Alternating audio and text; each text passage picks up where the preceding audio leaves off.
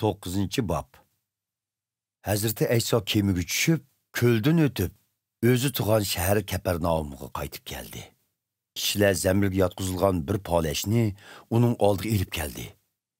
Ularning ishonchisini ko'rgan Hazreti İsa yelqi polashga: "O'g'lim, xotirjam bo'l. Gunohlaring kechirim qilindi", dedi.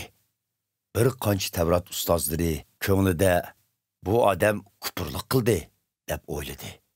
Ularning ko'nglida nima o'ylayotganligini bilgan Hazreti İsa ularga: "Nima uchun yomon o'yda bo'lisizlar?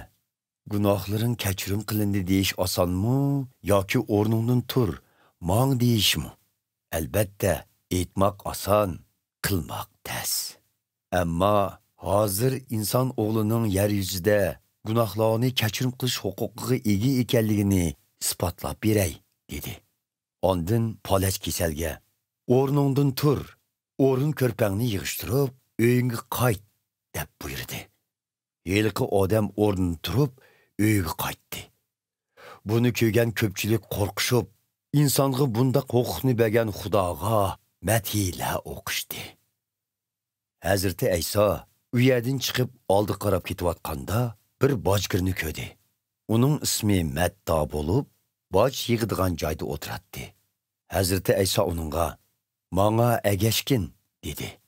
Matta o'rnidan turib, uningga agashdi.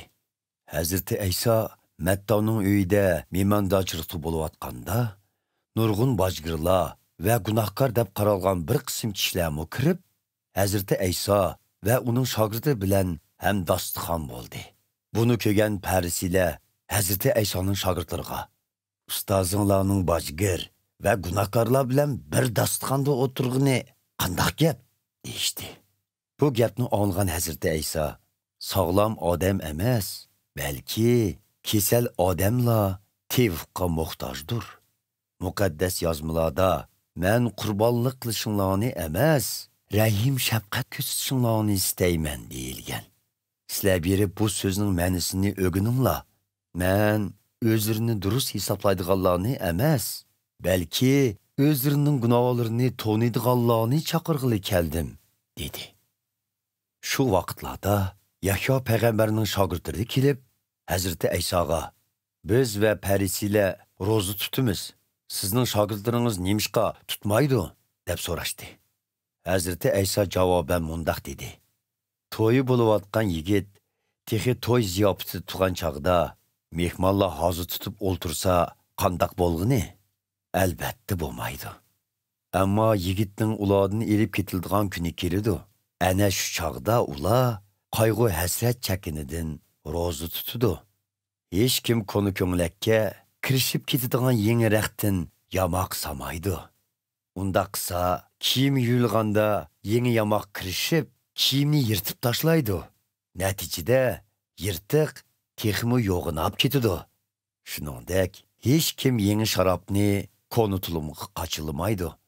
Agar unda qilsa, yangi sharobning ko'pishi bilan tulum yeriladi-da, sharobmi to'kilib ketadi. Demak, tulummi qodin chiqadi. Shuning uchun yangi sharobni yangi tulumga qochilash kerak. Shunda qilganda har ikkilisini saqlab qolg'ili bo'ladi." Hazreti İsa Yahyo payg'ambarning shogirdlariga bu so'zlarni qilayotgan vaqtida ma'lum bir ibodatxonaning bir mas'uli kelib, Hazreti İsa'ning oyog'iga yiqilib: "Mening qizim hozir o'lib ketdi. Siz berib uningga qo'lingizni tekkizib qo'ysangiz, u tiriladi", dedi. Hazreti İsa o'rnidan turib, shogirdlarini elib, uning bilan birga bordi. Yo'lda xun tavrak kesiliga giribdor bo'lganiga 12 yil bo'lgan bir ayol Hazreti İsa'ning orqa tarafidan kelib, uning chopinining peshini sildi. U ichida: "Hazreti İsa'ning chopinini tutsamla, cho'qim saqib ketaman", deb o'ylagan edi. Hazreti İsa kayniga burilib, uningga qarab: "Qizim, xotirjam bo'l. Ishonching seni saqaytdi", deyishigila heliqi ayol saqib ketdi. Hazreti İsa heliqi ibodatxona mas'ulini uyiga kirib, ney chelayotgan va hozir tutib yig'layotgan odamlar to'pini ko'rib, ularga: "Chiqib ketinglar. Bu qiz o'lmadi, uxlab qopti", dedi. Biroq Xaloyiq uni masxara qildi. Kishilar chiqib etilgandan keyin Hazreti Ayso qiz yotgan uyga kirib, uning qo'lidan tortdi. Qiz o'rnidan turdi. Bu xabar butun atrofga tarqaldi. Hazreti Ayso u yerdan chiqib ketayotganda, ikki qarg'u uning kaynidan kelib, "Ey podsho Davudning avlodi, bizga rahim qilg'aysiz", deb vaqirib ketdi. Hazreti Ayso uyga kirgandan keyin, heliqi ikki qarg'u uning oldiga keldi. Hazreti Ayso ulardan, "Sizlar mening sizlarni saqaytishga qodir ekanligimga ishonamsizlar?" deb so'radi. "Ey Rabbim, ishonamiz", deb javob berdi ular. Hazreti Ayso ularning ko'zlariga qo'lini tekkizib turib, "Ishongininglar dek bo'lsin", deyishigila ularning ko'zlari ichildi. Hazreti Ayso ularga, "Bu ishni hech kimga tinmanglar", deb qattiq topildi. Lekin ular u yerdan chiqibla bu ishni atrofga yeyivetdi. Ular chiqib ketgandan keyin jin chaplashgan bir gacha Hazreti Aysoning oldiga elib kelindi. Hazreti Ayso uningdagi jinni qo'g'ilishi bilanla elqi odam zuvonga keldi. Xaloyiq hayron bo'lib, "Bundaq ish Isroilda zodi ko'rilib boqmagan", deyishdi.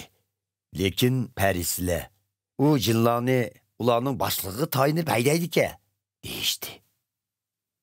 Hazreti Ayso butun shahar, yezi qishloqlarni oralab, har qaysi ibodatxonalarda ta'lim berib, Arishning podshohligiga doir xush xabarni taqatdi va xalq ichidagi har xil kasallik va og'riq-saqlarni saqaytdi. U top-top odamlarni ko'rib, ularga ich og'ritdi.